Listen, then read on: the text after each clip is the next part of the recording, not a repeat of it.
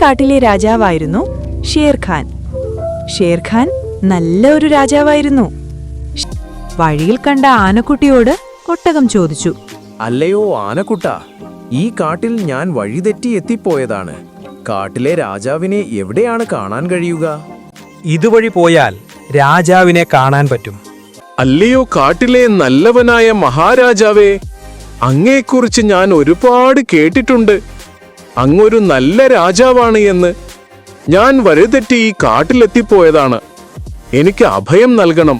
അങ്ങനെ സൂത്രശാലിയായ കുറുനരി ഒട്ടകത്തെ പറഞ്ഞു പറ്റിച്ചു. എന്നിട്ട് സിംഹരാജാവിന്റെ അടുത്തുപോയി, കൂടെ പിങ്കുകാക്കയും. എന്നിട്ട് കുറുനരി സിംഹത്തിനോട് പറഞ്ഞു, രാജാവ് എന്നോടും ഇങ്ങനെ തന്നെയാണ് പ്രവർത്തിക്കുകയെന്ന്. അവനെ ഒന്നും ചെയ്യില്ല എന്ന് മനസ്സിലാവും.